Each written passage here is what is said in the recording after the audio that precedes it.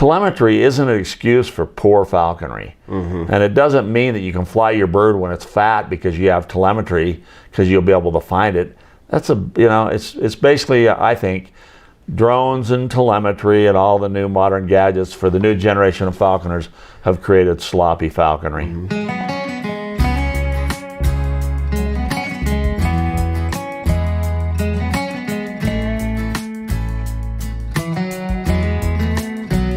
Welcome to the very first episode of the Wilderness Wonders podcast. My name is Jason Norman. I am a falconer and wildlife educator. For this episode, I had the wonderful opportunity to sit down and chat with Steve Chrindgren.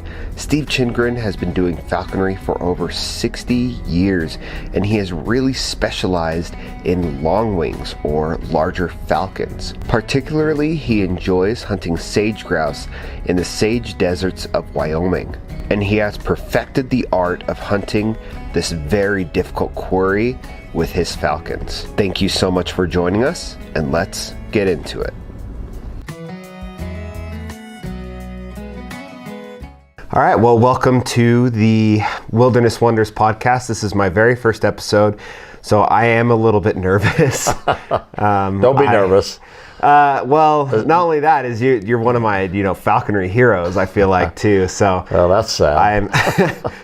No, not at all. I don't think so. You've got so much experience and just amazing stories and information to share. But anyways, this is Steve Chrindgren. I am hanging out here at the House of Grouse for a couple days. We've just barely finished up watching. Not just barely, but we watched your falcons fly today. Your three. Kind of a windy day. It wasn't real good, but we had some fun.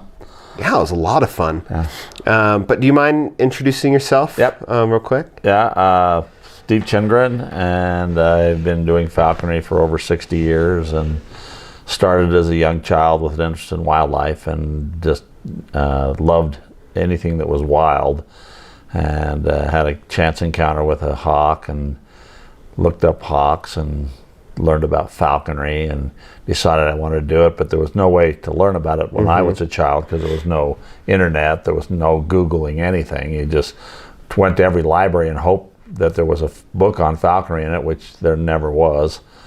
And so it was a long journey to even find any kind of information and to scratch the surface on how to get into the sport, and a lot more difficult than it is today. Yeah. What sparked your interest in wildlife or birds of prey? I think lots of young kids are interested in nature, and just naturally they love being in the outdoors, and they like going camping, and they like, most kids like when they're growing up at a certain age, at least I did. They loved, I loved reptiles and dinosaurs, and that's kind of how I got started. I just thought those things were really interesting. The natural history was interesting, and museums and things like that talked. I loved natural history museums when I was a kid, and I loved birds and Audubon and all that kind of stuff. So falconry seemed like, when I saw that you could get a bird and train it to hunt, I thought it seemed like the perfect relationship. And when I saw that as a young child, I decided that's what I was going to do. And I pretty much pursued falconry throughout my life. And I took a turn. I started off with Cooper's hawks and red-tailed hawks and kestrels, and basically had them as pets because where I lived didn't have anywhere to hunt them. But I flew them. Where did you live? I lived in the canyons, in the mountains, and I would let my hawks fly around the house and stuff, and they stayed around, and my red-tailed hawk would actually catch sores and go over the mountains, and I'd just think I'd never see him again. And several days later he'd be back sitting in his favorite tree at the end of the yard. And I had that red-tailed hawk all through my grade school years growing up, and it was quite a relationship that I had with that bird, and I was very fond of it. And then I finally learned how to make jesses, and when I first had that red hawk, I didn't have any jesses on it, and so when I finally got jesses on it, boy, that really just made the flavor of falconry come to life. And it's like, the sound of bells and the smell of leather and all these things that drive you to have this incredible interest in this sport that is hard to explain. Just smelling your bird's feathers and just the relationship that you have with the bird is something that's difficult to explain to someone who's not into it. It's crazy how all your senses can kind of really remember what falconry feels like, and then every day when you go out practicing it or spend some time with your bird, a lot of those memories that you have, or even of your first encounters, at least for me, my first encounters haven't been that long ago, but they still kind of come back. and you that's why I say my favorite raptor is the American kestrel, because that was the very first bird that I ever had, and they were just so incredibly beautiful, and to me they're the most beautiful bird in North America, and they're just such lovely beautiful falcons, and they're so adorable. Personality is so wonderful that they're still my favorite falcon. But currently I hunt with falcons, and I've been hunting with falcons since I was 16. Started with prairie falcons, and of course when I learned falconry, there was no telemetry, there were no drones or anything like that. And today we have a whole different generation of people where there was no catalog falconry where you could just go online and order anything you needed, like a perch or gloves or jesses. Nowadays you can go online. There's several falconry suppliers all over the world. There's falconry suppliers. You can just go buy whatever you want. When I did it, you had to learn how to make it all yourself, and every falconer in those days learned how to make their own hoods and make their own jesses and gloves too.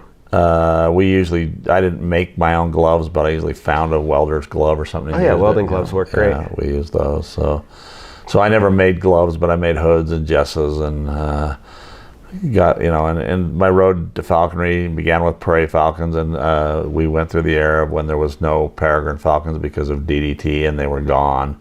There were times in Utah when prairie falcon eyries, you'd go to the prairie falcon eyries, and there weren't any prairies either. There was like one eyas in the eyries, and it was really hard to find a prairie eyrie. And there was a time in, I would say, the early 70s where they seemed like their numbers were really low. But anyway, we found them, and we got them, and we flew them. We flew ISs and passages, and learned how to make our own degauses and trap with degauses, and it's mainly what we use for trapping for prairie falcons was degauses and a starling. When did you start getting other than the kestrel that you first had? I got my first prairie falcon in 1967, I think it was. Okay. And then I graduated high school in 1970, and I got my first. After I got the prairie falcon flew it, I wanted to get a peregrine, so I trapped a peregrine and flew it, and then I wanted to get a gyr falcon. And back then there was no captive breeding, so there was not even an option of ever thinking about getting one from a breeding project. The only way you got one is to get one from the wild, and the only people that ever had gyr falcons, that's how they got them. They got them from the wild. So I decided I wanted a gyr falcon, and I went and got one. And did you only go for passages then too? No, or I you got an would even get a... I got an IS. Oh, okay. And I flew it for 7 years, and then it got electrocuted on a power pole. But I've been flying long wings pretty much my entire career in falconry. I've never caught a rabbit, and I don't really. It's just not my cup of tea. Hawking hawks. Today, rabbit hawking seems to be like what just about everybody's doing. It's a whole different thing. It's a whole different thing than flying long wings, though. It's a whole different ballgame. It's a different thing. The flying a long wing, I think, is a little more of a commitment, because you actually have to have a bird do a trained behavior in order to hunt. It has to wait on. It has to wait on, and when it flies 1.5 miles away, it has to know to come back and find you, and these types of things, and that's the thing I've noticed. What I've seen people coming out here recently and using the new technology. People have GPS and they have drones, and they train their birds with a drone. Well, I don't think a drone has anything to do with training. All a drone has to do with is conditioning your bird, and it's like you use the drone when you're not training to exercise your bird for pure exercise. It's nothing to do with training, because people that train their birds to the drones, they think they can wean them off a drone, and that's not going to teach a bird to wait on. If you train a bird to a drone and you think you're going to hunt it, it's going to be you're going to complicate the task 10 times by training it with a drone first. Okay. You probably won't even catch anything its first season. But if you take and train a bird like they trained them for centuries to wait on, by letting the falcon know that you're flushing game for it, and two, you get to see what kind of falcon you have. A drone, any bird will go up to a drone, but you can get a falcon that will fly incredible or not so incredible. And you're looking for the ones that fly really good. So if you use a drone, you don't know. You don't know if you got one of those really good falcons, because they all go up and get the bait off the drone. But if you get a bird that we used to call a natural, that's one that flew just how you wanted to fly for falconry. It climbed high in the sky. When it took off the fist, it was a certain things you would look for. You wouldn't want a bird that flies low across the ground. You wanted the birds that when they left the fist started to climb into the sky immediately on their own. This was with no drone. And so you got some of the highest flying falcons I had throughout my career were before any of this other technology, kites, balloons, or drones existed. And the birds I trained with traditional methods flew higher than the birds I'm flying now, and or just as high. But I've had the birds I'm flying right now. I had birds that flew higher with just natural training without using any of these devices. And these devices basically originated from people who lived in areas where they could not fly a bird because they had too much check, which if you don't know what check is, that means wild other quarry that the birds would go after. So if they tried to train the bird and they used pigeons to train the bird, there was too many pigeons living in the area where they were training. Once the birds got to where they liked pigeons, then the bird would just be off chasing pigeons in the city every day. So they could use kites, balloons, and drones and be able to fly their birds in an area where there was other quarry that without introducing the birds to that quarry, and they could still fly a bird. They keep the bird focused. They keep the bird fit and focused on going up to the drone. But it kind of spoils the kite, the whole hunting sport. That's not how I train my birds. I train my birds still with the traditional methods. And what I see the problem is with flying with drones, anybody that comes up here, I can tell immediately when they want to go out there and fly their bird. And they've flown it to drones. It may go up, but it's kind of like all over the sky. It doesn't really know what it's doing. And then as soon as it chases a grouse off, it doesn't come back and look for you because it's never been trained to return for another flush because it doesn't understand that you're putting up quarry for it. So generally, birds that are trained to drones or kites or balloons, once they chase the quarry off, they just end up getting lost and flying out through the desert. Well, if this would have been ancient times, that bird would be gone. You would never see it again. But today we have GPS, and so falconers have assurance they can always go find their bird, which is made for really sloppy, poor falconry. And I see really bad falconry, and I tell people, God, every time I fly my bird, I'm losing it. I have to go track it and find it. Take the telemetry off of it. Train it. Train the bird. Telemetry should be an insurance that your beloved bird, when it get lost because of some fluke accident or because it killed something and you can't find it, it allows you to find it. Telemetry isn't an excuse for poor falconry. And it doesn't mean that you can fly your bird when it's fat because you have telemetry because you'll be able to find it.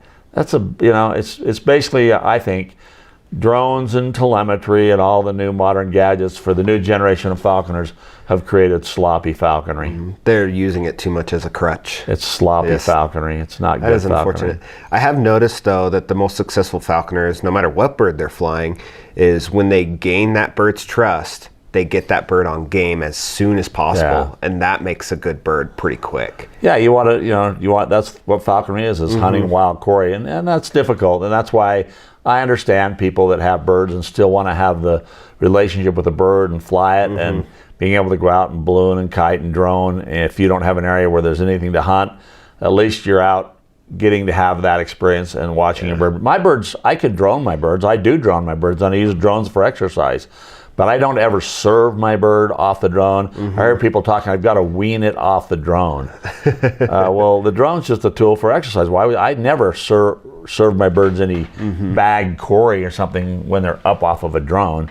And something that I have seen starting to happen is people using drones actually in hunting to get their bird up, like over a pond, and then flushing for it. I think that's just... So like they'll try to get their bird in position using a drone and yeah, then they'll flush put the something? drone up over the pond, or they'll want us to put a drone up and then try and flush game when the bird's going up to the drone, and they get the drone up real high, so the bird, kind of like they can burn it off of the drone and then flush game for it, and But to me, the drone doesn't flush the ducks. That's pathetic. No, they don't. No, it doesn't. No. Oh, okay. No, not. I think the loud drone would. Not if it's 400 feet before it goes over the pond. Okay, that's true. So it's like if an airplane flies over at 500 feet, the ducks don't flush out the pond. That's true. Or a helicopter, they don't mind a drone, So, but I've seen it happen. People are doing it more and more, and I would like to see people not do that. I think probably in some states it's illegal to use drones in hunting.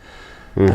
And to me, it ruins the romance of falconry, and like even now, a lot of people aren't, and even me, I don't use bells anymore because I've got so much gear on my bird. I don't want to weight it down anymore by putting the bell on it because I have 2 transmitters on it. But in the old days, to listen to the tinkling bell in the sky, and part of falconry is being out there in the early morning and hearing the sounds of the wild and hearing the wing beat of your bird pumping up in the sky. And you certainly don't want a big giant buzzing drone up in there.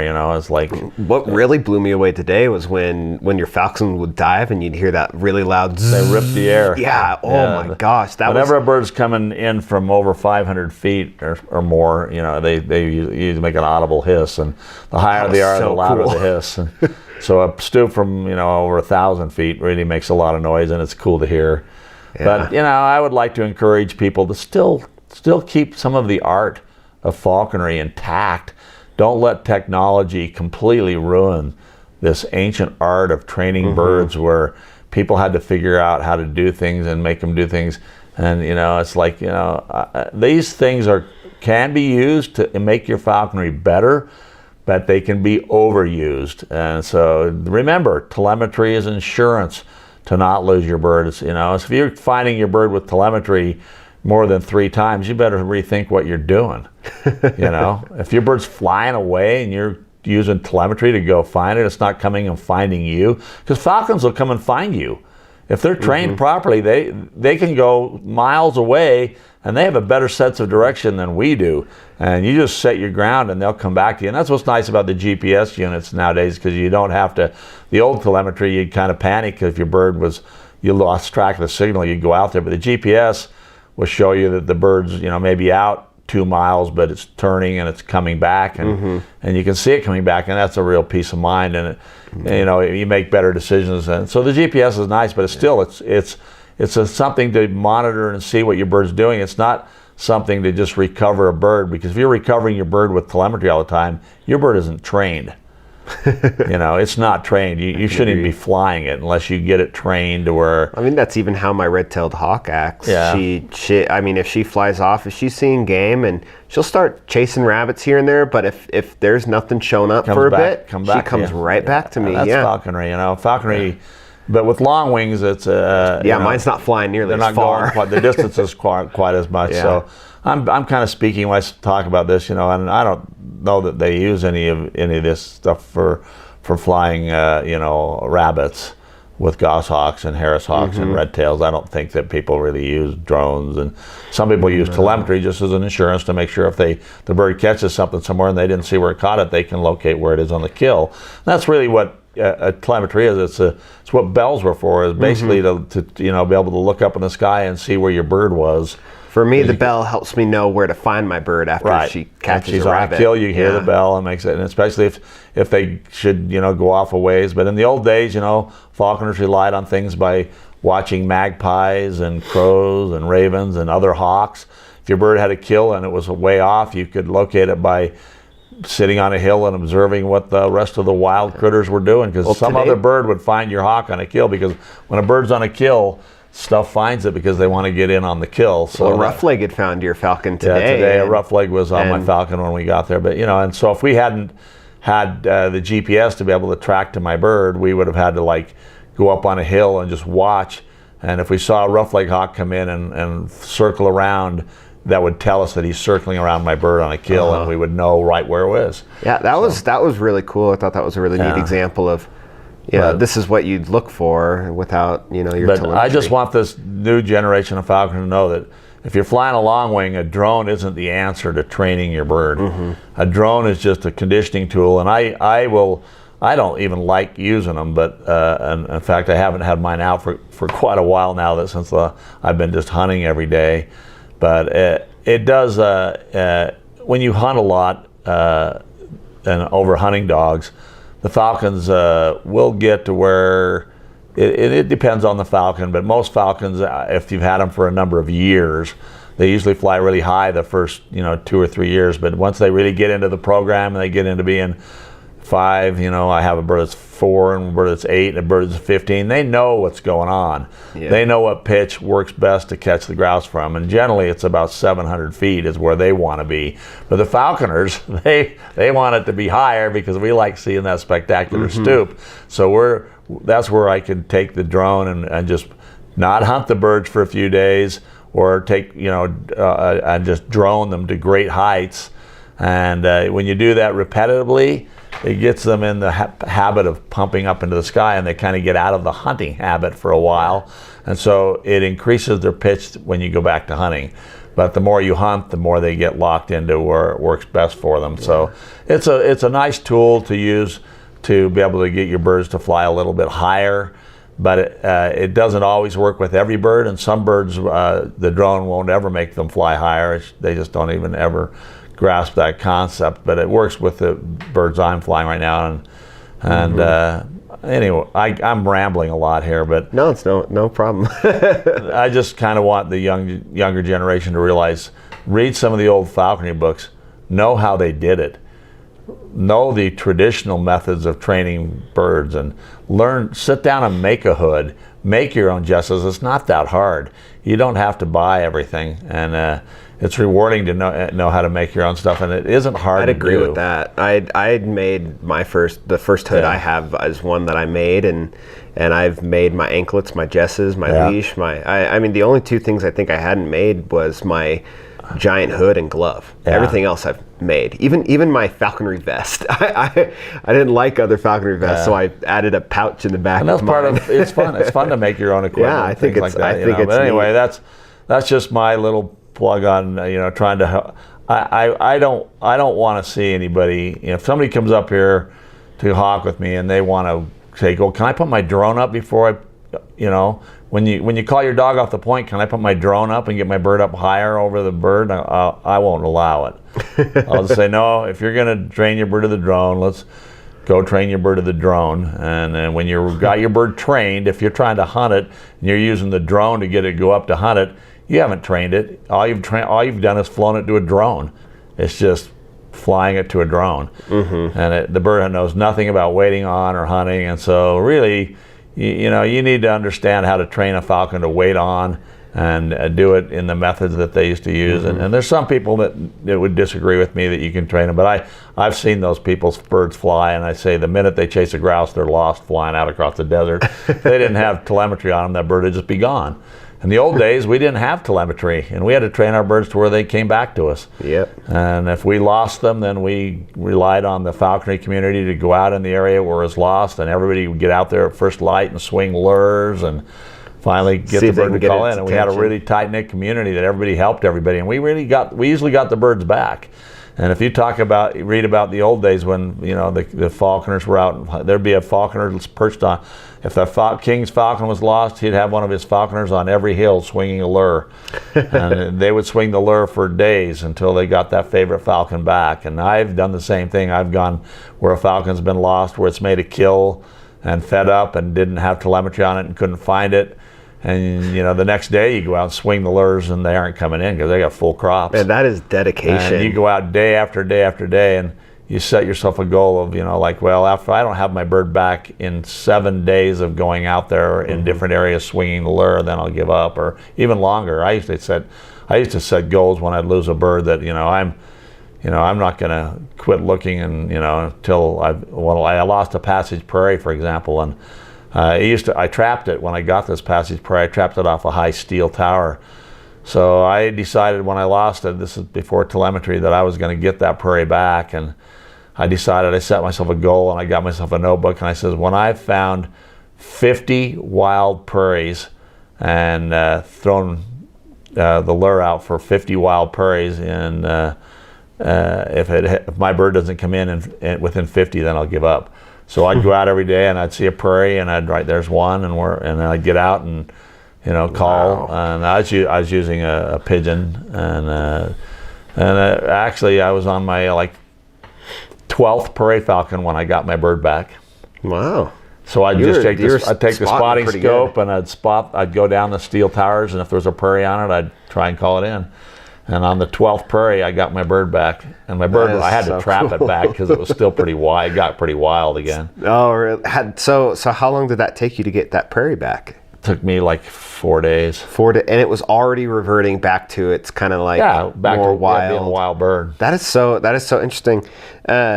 I feel like that's a big concern, because a lot of, or at least with the general community, is a lot of falconers love trapping wild passage birds, and a lot of us love to release their birds. Like I plan to release mine in a couple years, and love to return her to the wild, and it's neat to know that these birds of prey will kind of revert and become more wild if just left alone. Yeah. I never got into amazing. I always enjoyed trapping, but I know that some people do more trapping than they do falconry. And trapping's so much fun for me. I know it's fun. But there's an appeal for some people. Trapping should be a means to get your bird for falconry. It should be something that there's some people that is their falconry, is trapping birds. I enjoy helping out some apprentice falconers getting their first bird and seeing the light in their eyes, and they get so stoked, and I get so excited for them too. There are probably going to be quite a few people listening or watching that aren't into falconry at all, and maybe they're really interested in getting into falconry and want to fly long wings. Long wings are just falcons, like your peregrines and prairies and such. But what advice would you want to give to those people thinking about wanting to get into falconry? Well, in today's world, in order to be a falconer, it's difficult to do it in urban areas. There's some types of flying birds you can fly, merlins and kestrels and Cooper's hawks and things like that in urban settings where you can find quarry suitable for them to hunt. But for the type of falconry I do, which is hunting wild ducks and grouse and pheasants and partridge and things, you need to have the place to do it. And so basically, I would say if you're thinking about getting a falconry, look at where you live, know what kind of game and quarry you have around where you are, and see if it's even feasible to do falconry there. And falconry isn't like gun hunting. You just don't put you can't put the falcon hawk away, and it takes extreme dedication to get the birds to be successful. You've got to go out and fly your bird and get it strong. Because it's competing against wild animals, and so in order to be able to succeed at catching wild quarry, your bird really needs to be in the shape of a wild bird, and so you're going to become a bit of a slave to that bird to get it to that point.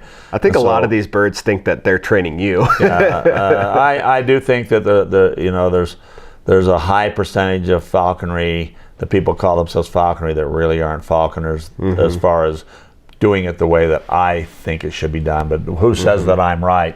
But a lot of people refer to those people as pet keepers because they don't really get out and fly the birds. But really, we don't try to encourage that type of falconry, because we don't think these birds make pets, even though we love our birds and they're very important to us.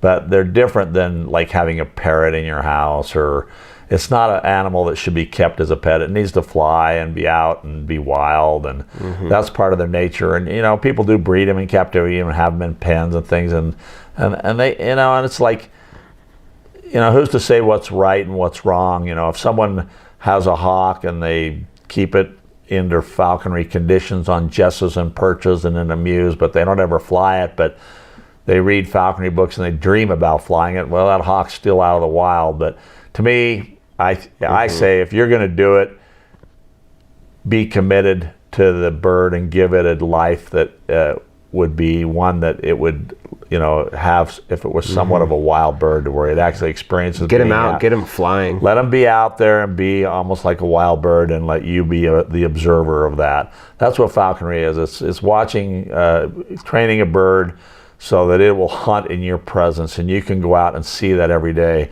A lot of times somebody will see a hawk in the wild, swoop down and make a kill or do something, and they'll always remember that, and they'll think that was so cool. They'll see a peregrine when they're at Lake Powell come chase a blackbird, and the blackbird will fly under their boat, and the peregrine will throw up and fly over. And these people have no interest in falconry. They see something like that, and they'll just never forget it. Yeah. Well, that's the thing about falconry, is that you can duplicate seeing what happens in nature with a hawk every day by training a bird to hunt with you. That's kind of like when I brought my dad out for the first time. My first hawk caught his first cottontail. I brought my dad out, and he was just like, "This is the coolest thing I've ever seen. This just blows my mind. Way, like I would never see this anywhere else in the world." Yeah. And he thought it was just so incredible. It is cool. And I wish he could come out today. My advice to someone getting into falconry is make sure you have the time and the money and this place to do it, and the commitment. You got to have a place to do it, and you can't be lazy. You can't get discouraged either. You got to be able to get out there and do it, and it's not an easy thing to do, and it takes a lot of commitment, and so that's why people that know how to do it sometimes quit, because they know they can't do it halfway because it's not right. So if you're going to get into falconry, it's something you and that's people want to talk to me. Well, I'd really like to get into falconry. What do you think I need to do? And I go, the bottom line is you have to look at it and make the commitment that you're going to do this, and that when you look at what kind of commitment is, most people, that's what stops them from doing it. And even falconers that have gotten out of it and want to get back into it, they know the commitment and they want to do it, but they're afraid to make the commitment again. I agree. That can be really, really tough to dedicate that time. It takes an enormous amount of time to get a bird hunting really well, and for it to even just be fair for the bird. Yeah, it's a bit of a lifestyle being a falconer, and it's more so than other hobbies, because it's you're dealing with a live animal that you're training, and it's a wild animal. Basically, they don't all come from the wild. Some are captive bred, but they have that wildness in them, and their genetics and what they want to do. They don't act like pets. Yeah, that's for sure. No, so because they're not. Probably the most affectionate ones are maybe an older Harris's that really likes their falconer, but that's pretty much it. Yeah, that's all I've seen. Yeah, but that affection only comes like during the mating season. And any imprint bird will treat you as their mate. That way. I wanted to ask a little bit more about your training with your dog compared to training your falcons. First of all, for getting a dog to do, the dog I have right now I got from a breeder in Salt Lake City, Steve Tate, and he makes some really nice dogs. And what really, if you get a good bred dog, or get a good hunting dog, it's bred for hunting. It's got the genes in it, and to do what they do it naturally. So basically, all you need to do is just get them into the hunting routine every day, to where they have to start to figure out what you want them to do. And as soon as they figure out what you want them to do, then they do it, and they want to please you. And so really, people ask who trains my dogs, and I just say it's a guy named Gene Poole. Gene Poole. All right. So you get a good. You'll have to give me his contact information. Get a good hunting dog, and then the trick is, and even a good hunting dog won't ever become a good hunting dog unless you get into birds. It usually takes, if you get a puppy, you're looking at a 3-year project before you're really hunting over it with falcons. So sometimes when you're getting a dog, it takes a while to kind of enter them in with your because falcon. they don't know what's going on. They got a lot of run in them. They get used to the falcons because you have them around the falcons all the time at home, and you introduce them to the falcons when they're puppies, and they'll get a real appreciation for them because the falcons, if a puppy comes up to them on a kill, the falcon will reach out and bite it or foot it, and the puppy will learn right away that that's not the cool thing to do. And so dogs adapt to hunting with falconry really quickly, and the only times that I think there would be a danger if you got an older dog that had been trained with gun hunting to retrieve, and if your bird went down and took something down, the dog may go try and retrieve your falcon, and so you wouldn't want to do that. You'd want to make sure that the dog you got was around the falcons long enough to understand that the falcon is not something that we're after. It's part of the hunt, and once they get into that whole routine, they hunt with the falcon. Like my dog, he comes back, we call him off the point, and he runs back, and he just waits at the truck till we get the falcon up, and till I tell him to go back out and point the grouse, and he runs back out and points them. But that works well because it takes all the pressure off of the situation, because you don't have the grouse flush prematurely when the bird's not at pitch. Yeah, so it seems like with the dog is more about pleasing you, but then when your falcons are out there, the falcons are more about pleasing their stomach. Yeah, they don't care. The falcon, you're the coach, and so you're the one that's going to try and develop the style in your bird. Your bird just wants to eat, and he doesn't care too much about style. But if you have the right falcons, and and you train them correctly, then you develop the style for them to hunt. Because my falcons, if I were to unhood them and a grouse flush, they'd take off right off the fist and they'd fly it out of sight. And they might catch it, because they're super confident that they can catch these things. Later in the year, when the grouse get really tough, it's a little harder for them to do that. How come they get harder to catch as it gets later in the year? The grouse in the fall are young. They're molting. They're also dehydrated because they have to go to water to drink every day, and digesting the sage is really difficult for them in hot, warm weather, and so they have to have water. But in the wintertime, they eat snow and sage, and they're evenly hydrated all the time, and they get really in super condition and really strong, and all their feathers are in, and they start to make longer flights daily, they get in groups and they flock up, and they do that for protection against predators. And when one bird in the group flushes, they all flush, and they get up and fly around, and so they get a lot of flying, and they get stronger in the winter. And it's like a totally different animal. A grouse from October and a grouse after December 21st, there's no comparison. And do you feel like you see falconers up here hunting them in the fall? They all come in September, October, and I do too. I love hawking them in September. That's my favorite time to hunt them because the flights don't go so far, and the grouse still flush clean and take a hit, and so you get really nice flights, but you just don't get the long tail chases where you have the problems with eagles killing your birds. And that's what happens. The later you get in the winter, the farther away the grouse fly if the bird doesn't knock it down and hurt it. And they're hard for them to knock down and hurt. They're very, very strong, powerful birds. That's awesome. So you feel like your falcons get better as the year goes on, or? Sometimes not. Sometimes you have to be a judge. I'm flying tiercels, and like today you saw that, my deer peregrine is 800 grams, and that cock sage grouse was, over 2,500 grams. So it's so much bigger than him, and they can get discouraged on it when they get really strong. And if you're not having a certain level of, you have to kind of capitalize on success. So if your bird catches one, you may want to, when you get later in the year, you may not want to give it, a pretty good feed, and maybe not try and catch one the next day. But capitalize on the success. You have to be really careful. If your bird starts missing them, if it misses one 3 days in a row, I think I'd quit. I'd go hunt ducks or something. You want build his confidence back up. You want his confidence up there. Yeah. You can't let them get beat every day after day after day on these things, or they'll just quit chasing them. And once they get that in their mind, then you got a real problem, because it's really hard to overcome that problem. They just have to they have to keep a certain level of success in order to keep that mental confidence. the mental confidence. It's like you see it in a great athlete like Michael Jordan. When he comes into a game, he's quite sure he's going to win the game. And that's how your falcon has to look at every hunt.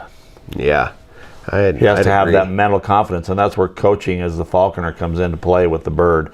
You're developing the bird's mind, and your whole relationship with the bird has an effect on that. If you steal from your bird, if your bird doesn't trust you, if your bird mantles from you, if your bird tries to carry, all those things are showing you that the bird doesn't trust you, and you've not got a good relationship with your falcon. Yeah. So, that's the types of things that takes years to work and learn.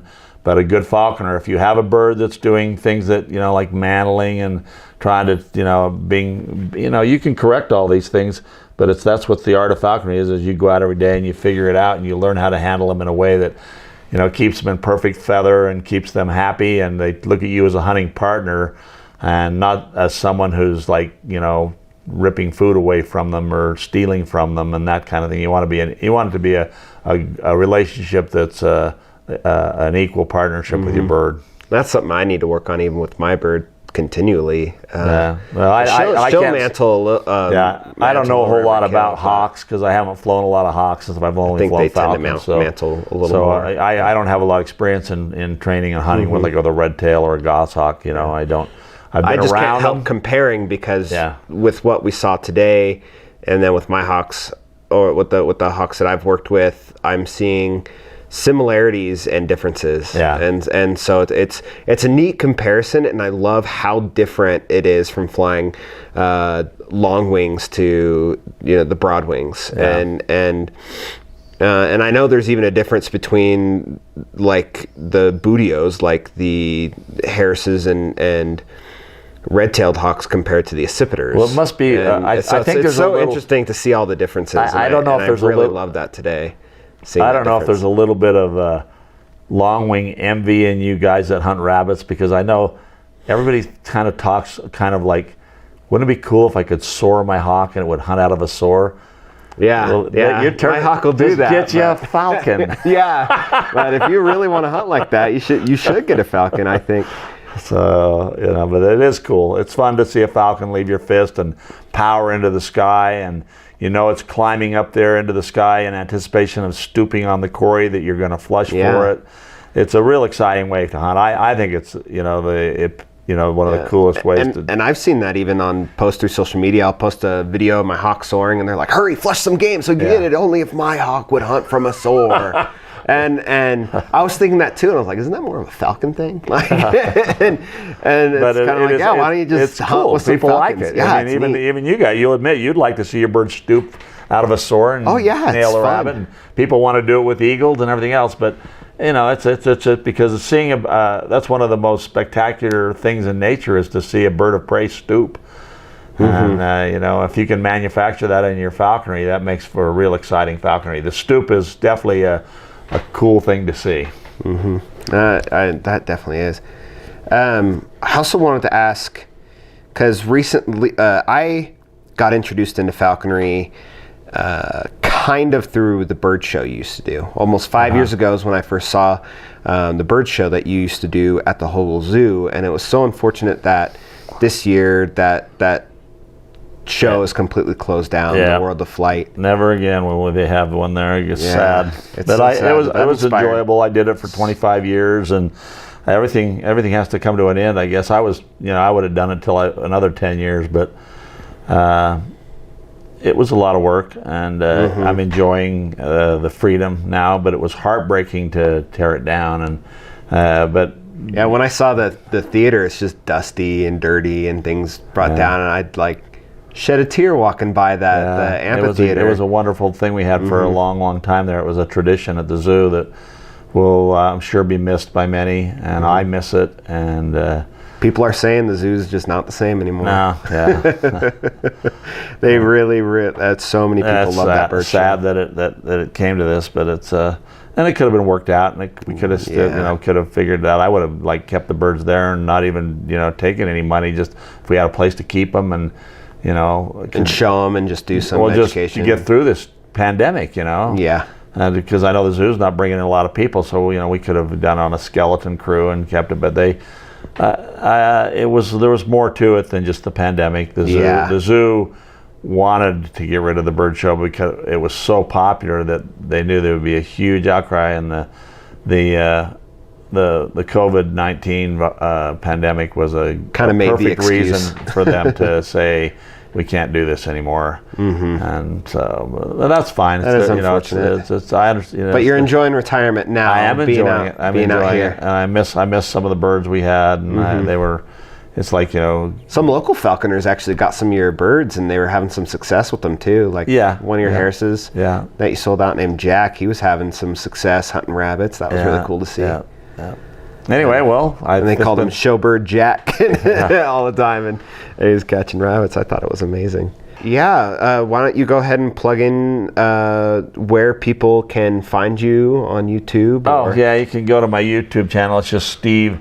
This is probably, you'll never remember this. Steve Chrindgren is my YouTube channel, but just scratch your chin and grin, and you'll remember Steve Chrindgren. Chindgren. I'll also put a link for your channel in the description so you guys can easily find it. But you're planning on inviting more people out to the House of Grouse, from what I hear. Well, once we get over this COVID virus, but right now we're trying to keep it down because, it's going crazy. So anybody that comes up right now, we're asking them to get a COVID test before they come, and it's been a real slow year this year because of that. So in the future, we may have guests here, but we got to get through this pandemic. So I'll also include a link for Steve's website where you can email him and talk about, if you're really interested in coming to the House of Grouse, that could be an option for you.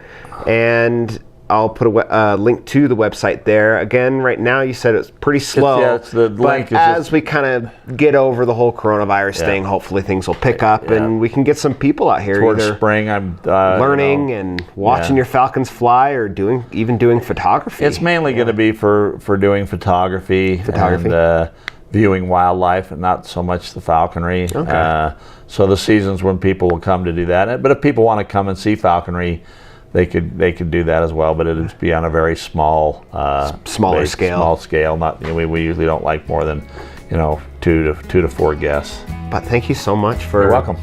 Willing to sit down and have me out here. This was a dream come true. Well, that concludes episode 1 of the Wilderness Wonders podcast. Thank you so much for joining us today, and don't forget to subscribe, check out our other social media for more wildlife and falconry content. Thank you guys so much, and we'll see you next time.